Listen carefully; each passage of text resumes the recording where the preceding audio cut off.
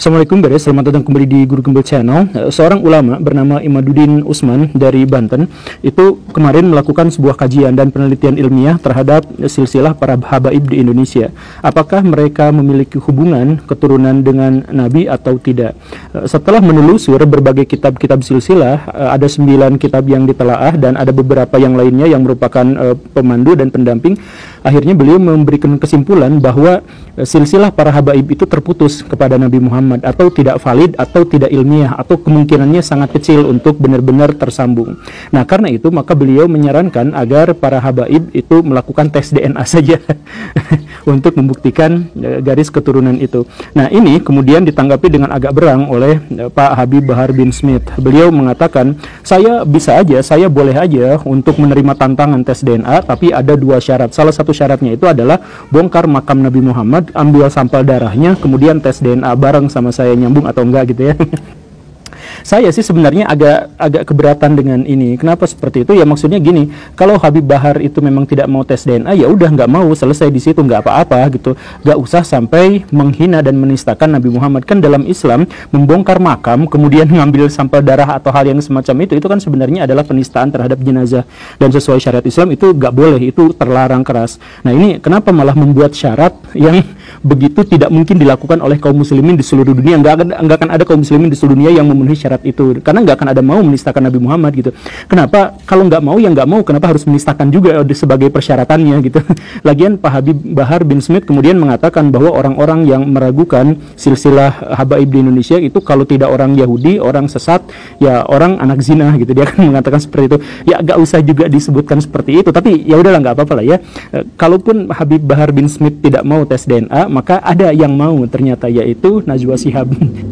Mbak Nana itu tahun 2019 dites DNA oleh seorang pakar genetika di Indonesia, yaitu namanya adalah Ibu Dr. Herawati Sudoyo. Nah, hasil dari tes DNA itu menunjukkan bahwa ternyata Najwa Shihab itu kecil kemungkinan berasal dari silsilah Nabi Muhammad. Kenapa seperti itu? Karena 50% DNA-nya justru berasal dari Asia Tengah, Asia Selatan, dalam hal ini adalah India. Jadi beliau keturunan India ya, 50%-nya. Kemudian sekitar 20%-an itu adalah keturunan dari Afrika Selatan, suku Berber, Afrika Utara, suku Berber. Kemudian berikutnya sampai keturunan Arab itu hanya 2,2% gitu. Jadi keturunan Arab aja hanya 2%, keturunan Nabi kemungkinannya menjadi jauh lebih kecil dari itu. Nah, ya kalau Ibu Najwa Shihab, Pak Quraisy Shihab dan sebagainya kan sebenarnya nggak jadi masalah. Tetapi kemudian kan banyak juga akhirnya yang menentang penelitian ini, yang menganggap begini dan begitu. Ini kan masalahnya silsilahnya sudah tertera dalam Rabithah Alawiyah dan sebagainya. Nah, di episode ini kita akan sama-sama bahas tentang bagaimana orang yang meragukan tentang silsilah para habaib di Indonesia. Ayo selengkapnya kita mulai.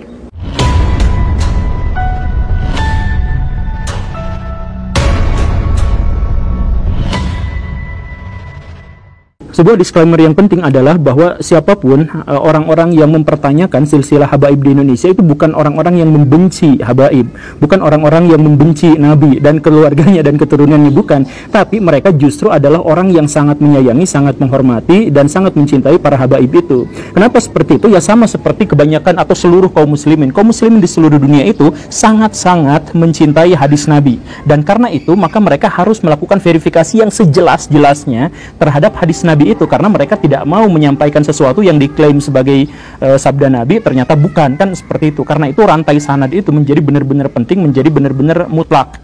Bahkan para kritikus hadis itu menyepakati satu aturan bahwa kalau ada berita benar tetapi sanadnya meragukan, maka lebih baik ditinggalkan saja, karena tahu dari mana kita sanad itu benar atau tahu dari mana berita ini benar atau salah itu dari sanadnya. Seperti itu. Bukan sanad keilmuan ulama bersanad, bukan, tapi sanad rantai perawinya gitu, yang hadis yang semacam itu. Nah, karena itu maka orang-orang yang mempertanyakan silsilah habaib itu bukan berarti membenci, tapi mereka benar-benar ingin mensucikan, agar ketika mereka misalkan harus sun tangan Solomon gitu ya, sun kaki gitu, kemudian berjalan di depannya sambil dengan lutut saja dan sebagainya, itu mereka hadapkan hanya kepada keturunan Nabi. Jangan sampai mereka sudah sun tangan apa segala rupa, ternyata yang mereka sun tangannya itu adalah keturunan Genghis Khan gitu, atau keturunan Qin Shi Huangdi gitu, atau keturunan Julius Caesar, kan nggak seperti itu. Nah, karena itu maka silsilah itu harus dibuat sebersih-bersihnya. Begitulah kurang lebihnya. Nah, bagaimana silsilah itu bisa kita ketahui benar salahnya? Ya tentu saja sudah dituliskan dalam Rabithah Alawiyah yang para habaib itu datang ke Nusantara sekitar tahun 1880-an sampai 1940-an, dan mereka semua sudah memiliki yang tadi itu silsilah keluarga sampai ujung-ujungnya adalah Nabi Muhammad begitu. Dan kemudian oleh Rabithah Alawiyah itu tahun 1900 awalan itu kemudian disusun ulang semuanya, disatu-satukan gitu, dan sampai sekarang mereka juga masih melakukan penelusuran dan penyusuran itu. Sampai sekarang ada yang terbukti habaib yang palsu, ada terbukti yang habaib yang salah begitu. Ya kurang lebih seperti itulah ya. Nah, tetapi di antara sekian banyak orang itu pada akhirnya ada yang mencoba untuk meneliti Rabithah Alawiyah itu. Jangan-jangan di situ tuh ada yang salah. Misalkan kita simak silsilah-silsilah dari habib yang sangat terkenal di Indonesia. Misalkan Habib Bahar bin Smith itu adalah keturunan Nabi ke-37, walaupun beliau juga sempat mengaku bahwa keturunan ke-29. Tapi ternyata dalam Rabithah Alawiyah itu diakui sebagai Habib ke-37. Kemudian Habib Ja'far itu keturunan ke-38, Habib Rizik Syihab itu keturunan ke-39, kemudian Habib Lutfi itu keturunan ke-38 dan lain sebagainya. Ya kebanyakan ada dalam rentang 36, 37, 38, 39 gitu ya.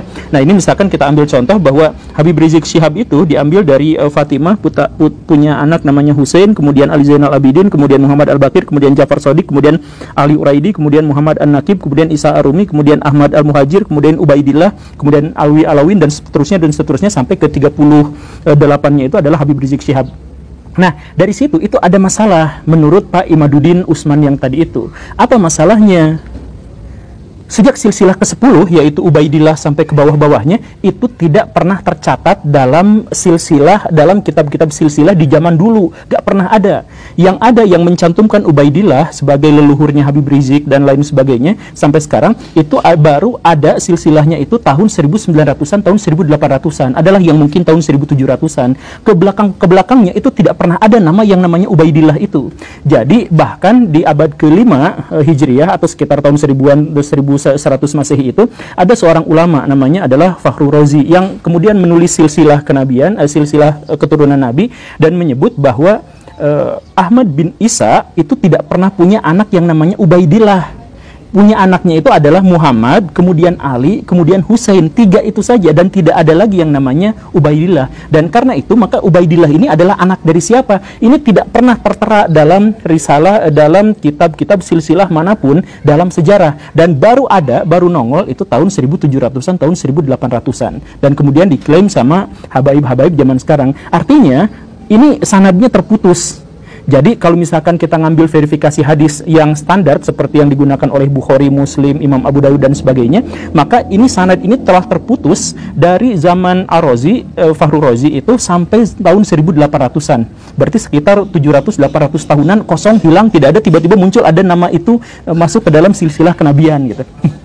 Nah, maka di sini masalahnya double. Kecacatannya itu adalah ganda. Kenapa? Yang pertama itu adalah bahwa Ubaidillah, nama Ubaidillah itu tidak pernah tercatat dalam kitab silsilah manapun sebelum tahun 1700-an, sebelum tahun 1800-an. Itu yang pertama, tidak tercatat, sanadnya putus. Yang kedua, justru malah kitab abad ke-5 Hijriah atau tahun 1000-an Masehi, 1100-an Masehi justru menyangkal ada namanya Ubaidillah, karena Ahmad bin Isa itu punya anak yaitu Ali, Muhammad, dan Hussein. Tidak ada yang namanya Ubaidillah. Nah, karena itu maka silsilah Habib Rizik dan sebagainya sampai ke atas, sampai ke Ubaidillah ini terhenti di situ.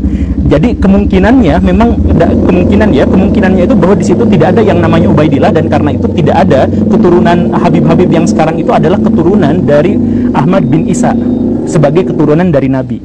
Itu yang dipermasalahkan oleh Pak Imaduddin Usman. Lantas kalau kita sekarang menerima pernyataan dari Imaduddin ini, kesimpulannya, maka kita tidak mungkin menerima habaib-habaib yang ada di Indonesia, karena mereka semua itu tidak memiliki garis keturunan yang sah yang diterima dalam garis sanad. Begitu. Itu masalah yang pertama. Kemudian masalah yang lainnya juga adalah kalau misalkan baraya telisik dari silsilah itu, memang silsilahnya sedikit punya masalah dalam hal kalkulasi, yaitu coba kita lihat yang tadi ya, Habib Bahar, Habib Rizik, Habib Lutfi, Habib Muhammad, Habib ya dan lain sebagainya, Habib Ja'far juga dan sebagainya, itu adalah generasi ke-36 sampai 39 generasi sekarang itu.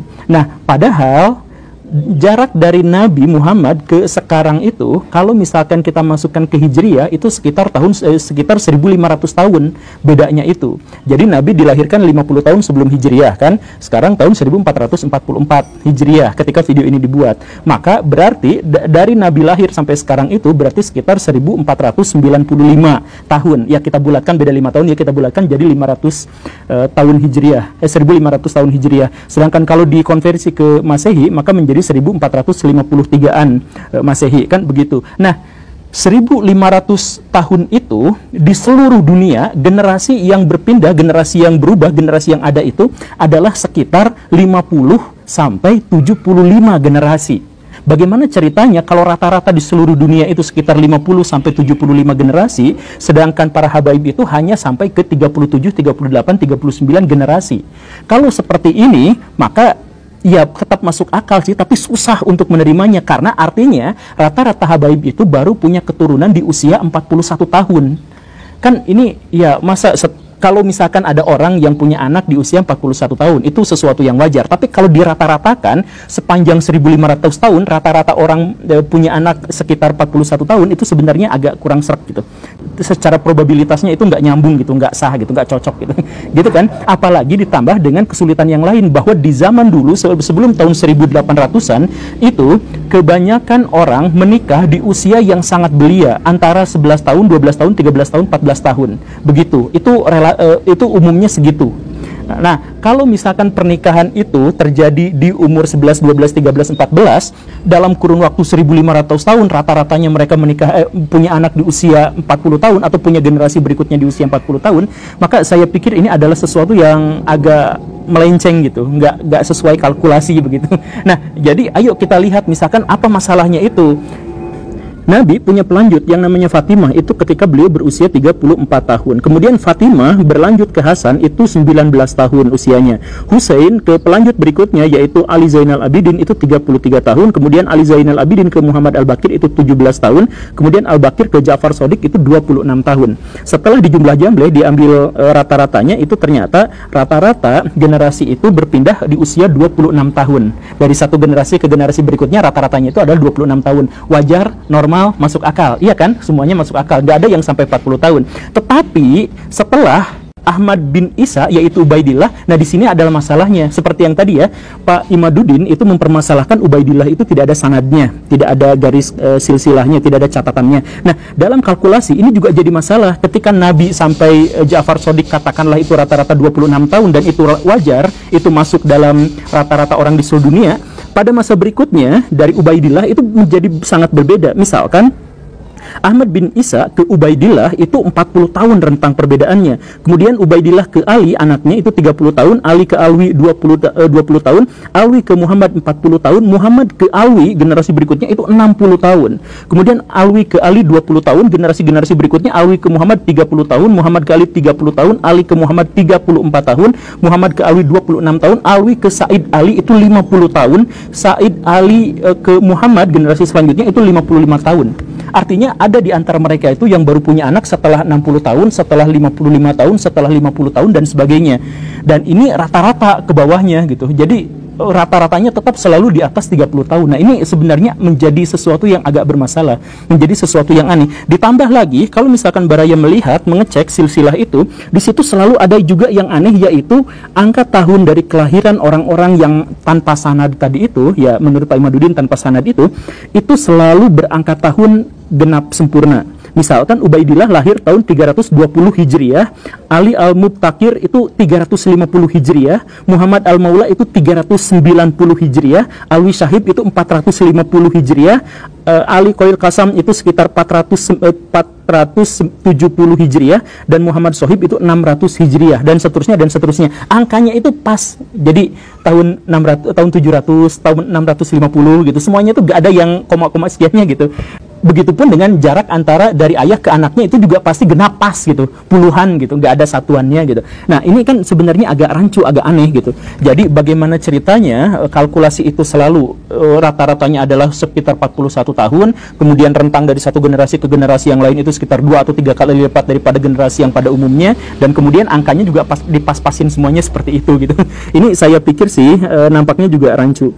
Nah jadi dalam hal ini maka kita menemukan ada tiga aspek yang benar-benar meragukan silsilah para habaib di Indonesia. Yang pertama itu adalah tes DNA yang menunjukkan bahwa misalkan yang marga Syihab saja sampai sekarang itu ternyata 50%-nya itu adalah DNA India. Itu yang pertama, tes DNA. Kemudian yang kedua itu adalah dari rantai sanad yang biasa digunakan oleh kaum muslimin di seluruh dunia, itu ternyata sanadnya terputus, baru muncul tahun 1800-an, bahkan sudah dibantah sanadnya, bukan hanya terputus tapi terbantah sanadnya dari kitabnya Fahru Razi dan kitab-kitab yang lainnya. Kemudian yang ketiga, secara kalkulasi hitung-hitungan generasi, ternyata generasi para habaib itu jauh lebih tua dan jauh lebih panjang daripada generasi-generasi manusia di seluruh dunia. Nah, rata-rata manusia di seluruh dunia. Ini kan aneh. Nah, tapi ya apapun itu, karena pesawatnya juga sudah lewat, mari kita diskusikan. Ini bukan final pernyataan saya ya. Ini bukan final. Ini mari kita sama-sama menelusur, mari kita sama-sama menelaah. Karena bagaimanapun kan kita harus menghormati para keturunan Nabi. Dan karena itu maka kita harus menghormati orang yang benar gitu. Jangan-jangan kita malah menghormati orang yang salah gitu. Jadi silahkan cek DNA-nya, silahkan cek apa dan sebagainya. Saya sih pernah baca bantahan gitu ya, bantahan terhadap Syekh Imaduddin gitu yang menyatakan bahwa DNA itu apa. Tapi kan sebenarnya bantahan yang saya baca gitu itu juga terlalu tendensius gitu. Misalkan tes DNA itu kan dari Yahudi, itu kan nggak pantas gitu dan lain sebagainya. Dan itu adalah orang-orang bodoh, orang-orang awam yang tidak tahu soal tes DNA dan sebagainya gitu ya. Dan kemudian orang yang menulis itu bantahannya mengatakan bahwa itu lihat tuh menurut tes DNA itu ternyata teori evolusi itu sekarang terbantah oleh bukti sains yang di zaman sekarang dan sebagainya gitu ya. Itu saya pikir sih tidak layak. Saya aslinya mau mencari bantahan-bantahan dari Pak Imaduddin ini, tapi malah mendapatkannya ya pernyataan-pernyataan yang seperti itu. Jadi diskusi tetap dibuka, mari kita sama-sama membahas apakah atau berserta buktinya tentu saja ya, apakah silsilah dari habaib-habaib yang ada di Indonesia itu sah dan meyakinkan atau tidak. Terima kasih karena sudah menyimak. Saya Guru Gembul. Assalamualaikum warahmatullahi wabarakatuh.